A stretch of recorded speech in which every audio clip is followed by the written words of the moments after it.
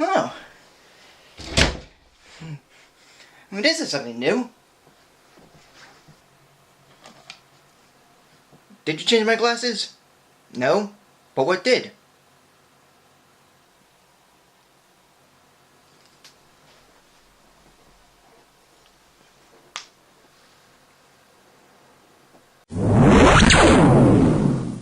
Wow. This is the most powerful wand I've ever touched. But I'm gonna stick with this one for now.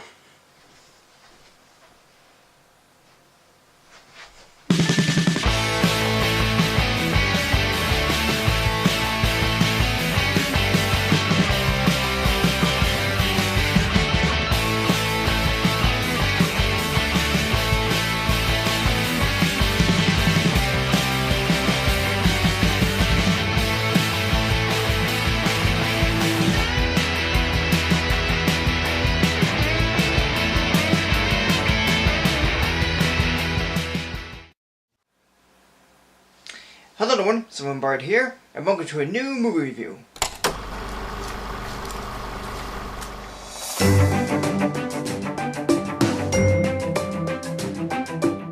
Yes folks, it's time to return to some more Harry Potter, and their 5th installment is mostly average for me. But as to why, well, let's find out with Harry Potter and the Order of the Phoenix.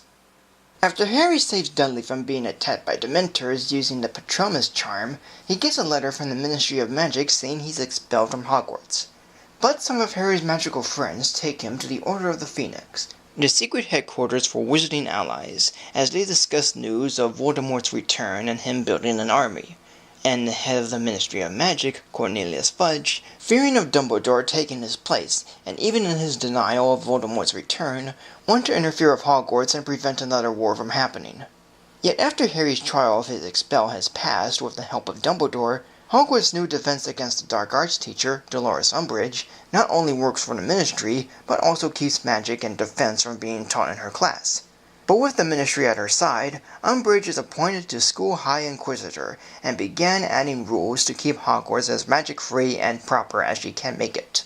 Even behind Dumbledore, who's secretly making an army against the Ministry, and always ignoring Harry or not looking at him.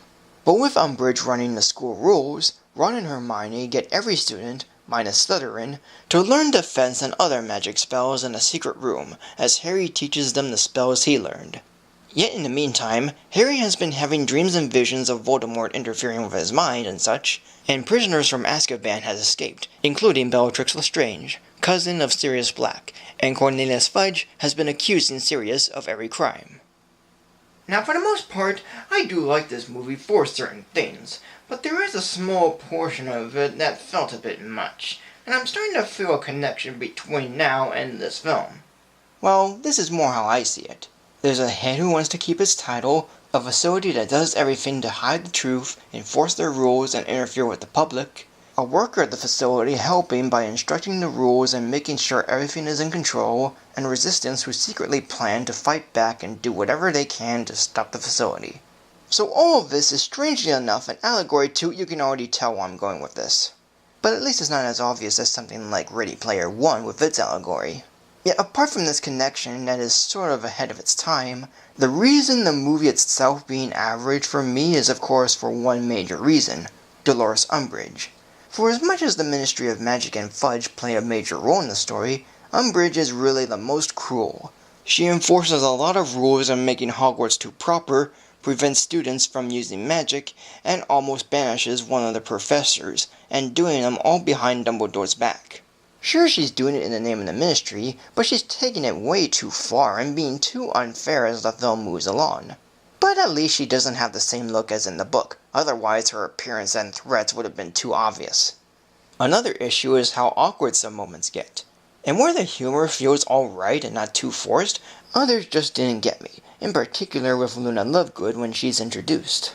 There's very little conversation, long pauses, and I just don't find it all that funny. It's also nice to see more of the Dursleys as they were absent in the last film, but their scenes are kind of awkwardly handled as well. But what I said doesn't make the whole film too bad, because everything else works out very well. The effects are enjoyable as always. though once in a while it could look a bit off, mostly with Hagrid's half-brother Gwop, whose face looks more like a young Neville Longbottom just stretched out and plastered on. And the way he grabs and holds Hermione is a hint off. But Sirius's face in the fireplace is a lot better than the last film, and looks like the image in the book. And all the elemental stuff like fire, water, smoke, glass, etc. are pretty amazing. And speaking of amazing, the action in all of this is fun. Granted, the majority of them happen in the last third, like the students against Lucius Malfoy, Bellatrix Lestrange, and the Death Eaters, and a fun climactic battle between Dumbledore and Voldemort, but they are pretty much worth the wait and great to witness. And a new cast of actors playing their characters are fine enough. Ivana Lynch plays Luna Lovegood, Helena Bonham Carter plays Bellatrix Lestrange, Imelda Staunton plays Dolores Umbridge, George Harris plays Kingsley Shacklebolt, Natalia Tina plays Nymphadora Tonks, Tony Maudsley plays Gwop, Catherine Hunter plays Mrs. Arabella Figg, and Timothy Basin voices Creature the House Elf. As a whole, this movie is fine. The characters are alright, the story is fine, and the effects are enjoyable. Director David Yates had done a fine job of continuing the Harry Potter franchise, as well as beginning his first entry as Harry Potter director from that film onward. There are plenty of good moments around, but there are a couple of awkward moments and times when the unfair moments are definitely unfair. Yet the stuff that makes up for it, like good action scenes, small fun moments within Hogwarts, and carrying some dark tones from the previous films, are very enjoyable to witness. It isn't as crazy as Goblet of Fire or great as Chamber of Secrets, but a hint better than Prisoner of Azkaban, and that's really saying much. So today, this movie we're giving a rating of 3 stars. So thank you for joining me. Like, comment, subscribe, follow me on Facebook or Twitter, support me on Patreon, and tune you next time for a new video.